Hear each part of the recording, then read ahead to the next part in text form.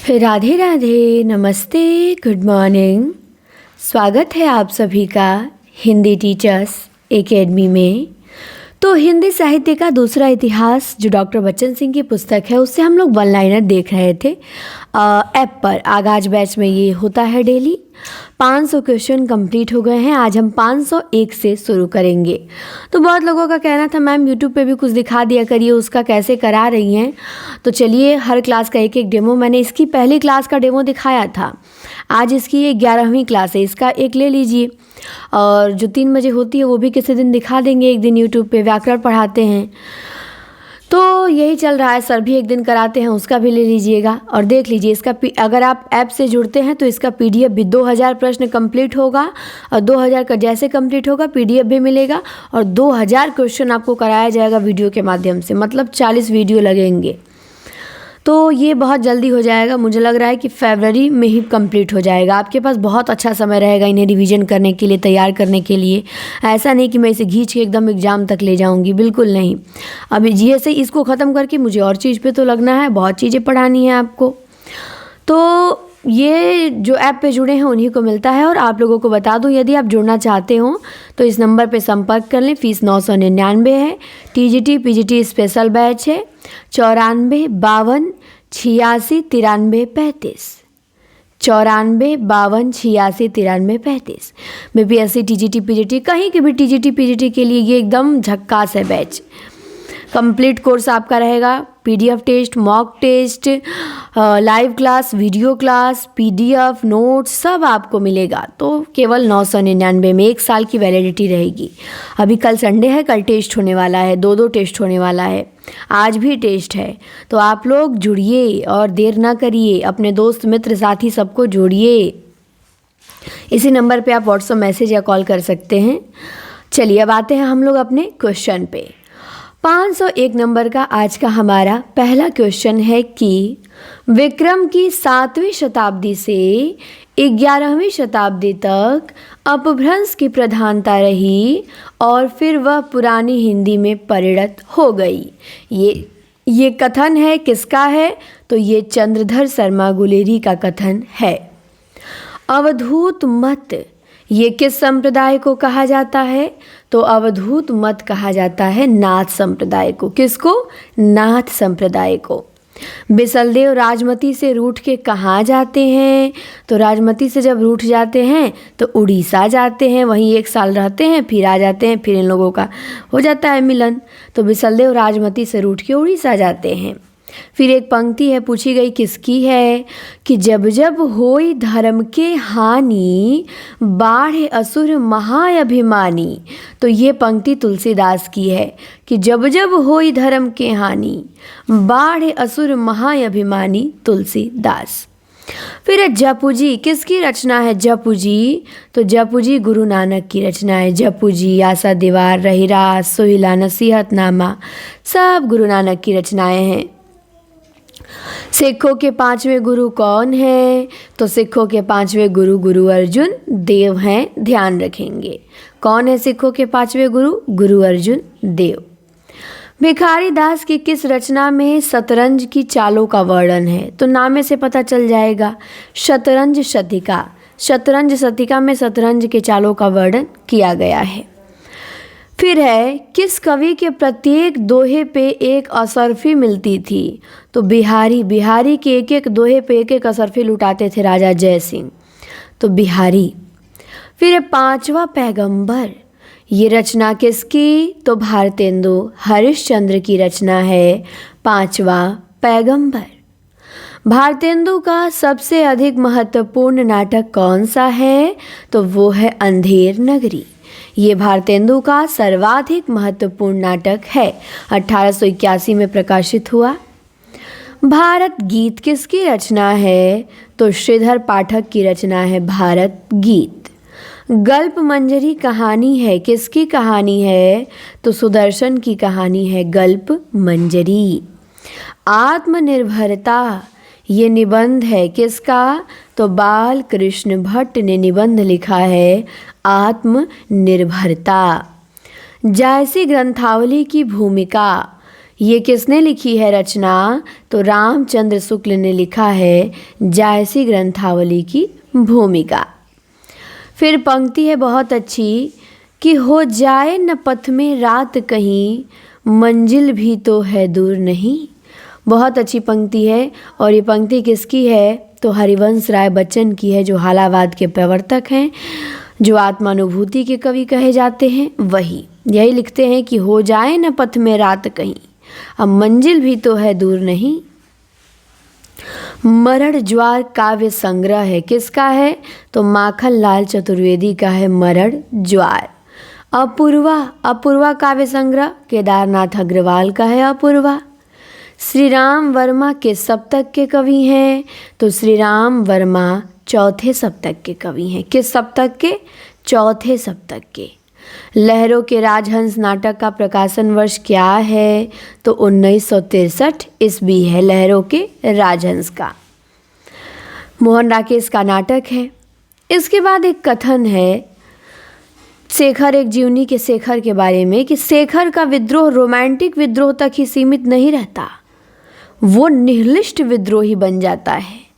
तो शेखर एक जीवनी में शेखर के बारे में ये कथन डॉक्टर बच्चन सिंह का है कि शेखर का विद्रोह रोमांटिक विद्रोह तक ही सीमित नहीं रहता, वो निहिलिस्ट विद्रोही बन जाता है। यशपाल का ऐतिहासिक उपन्यास, तो इनका ऐतिहासिक उपन्यास है दिव्या और अमिता। तो दिव्या और अमिता ये दो उपन्यास यशपाल के ऐतिहासिक हैं। तो जब भी मैं पूछूं यशपाल के ऐतिहासिक उपन्यासों के नाम बताइए, तो आपको दिव्या और अमिता बताना है। फिर है अस्क का उपन्यास है गिरती दीवारें। और गिरती दीवारें का जो नायक चेतन है वो क्या बनने का सपना पाले हुए था? तो वो कवि कलाकार बनने का सपना पाले हुए था। तो गिरती दीवारें का नायक चेतन क्या बनने का सपना पाले हुए था? कवि कलाकार। सेठ बांकेमल उपन्यास है, किसका? तो अमृतलाल नागर का उपन्यास है सेठ बांकेमल। पठार का धीरज कहानी है, किसकी कहानी है? तो अज्ञे की कहानी है पठार का धीरज। पराया सुख ये किसकी कहानी है? तो ये यशपाल की कहानी है पराया सुख। इसके बाद है उसके हिस्से की धूप, ये उपन्यास है। इसका प्रकाशन वर्ष पूछा है तो 1976 मृदुला गर्ग का उपन्यास है, नायिका मनीषा है। अब पराया सुख कहानी याद रखेंगे यशपाल का। एक एक प्रश्न एकदम महत्वपूर्ण है, एग्ज़ाम में आने वाले सब प्रश्न है, इतना महत्वपूर्ण जान जाइए। तो उसके हिस्से की धूप का प्रकाशन वर्ष 1976 है। एक निबंध है जीवन अलभ्य है जीवन सौभाग्य है, ये किसका निबंध है? तो विद्या निवास मिश्र का निबंध है, जीवन अलभ्य है जीवन सौभाग्य है। एक आलोचनात्मक कृति है देव और उनकी कविता, ये किसने लिखा है? तो ये लिखने वाले डॉक्टर नगेंद्र हैं। ये लिखते हैं देव और उनकी कविता। इसके बाद है प्रेमचंद और उनका युग, ये आलोचना किसने लिखा है? तो रामविलास शर्मा ने लिखा है प्रेमचंद और उनका युग। 30 नंबर में है दोहरा अभिशाप आत्मकथा, किसने लिखा?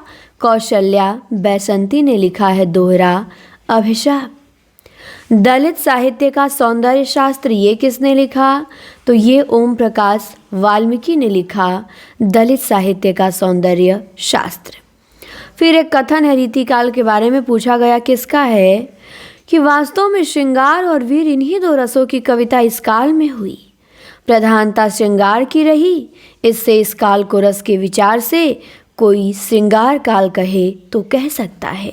तो ये सुझाव दिए थे शुक्ल जी, तभी तो कहते हैं कि श्रृंगार काल नाम रखा विश्वनाथ प्रसाद मिश्र ने, लेकिन श्रृंगार काल नाम रखने का सुझाव सबसे पहले दिया था शुक्ल जी ने। फिर पंक्ति है पूछी गई किसकी है? कि जा पर विपदा पड़त है सो आवत एहि देश, किसकी पंक्ति? तो रहीमदास की पंक्ति है कि जा पर विपदा पड़त है सो आवत एहि देश। रुक्मणी मंगल रचना है, किसकी रचना है? तो मीराबाई की रचना है रुक्मणी मंगल। सूरदास किस संप्रदाय में दीक्षित थे? बल्लभ संप्रदाय में। यमुना के प्रति रचना किसकी है? तो निराला की रचना है यमुना के प्रति। आम फहम भाषा और नागरी लिपि के पक्षधर कौन थे? तो राजा शिव प्रसाद सितारे हिंद थे आम फहम भाषा और नागरी लिपि के पक्षधर। सतनामी संप्रदाय के प्रवर्तक कौन थे? तो सतनामी संप्रदाय के प्रवर्तक जगजीवन दास थे। तो ध्यान देंगे, सतनामी संप्रदाय जगजीवन दास। घनानंद किसके मीर मुंशी थे? तो घनानंद मोहम्मद शाह रंगीले के मीर मुंशी थे, वहीं पे रहते थे उन्हीं के दरबार में। रामचरितमानस किस कांड को संपूर्ण मानस की फलश्रुति कहा जाता है?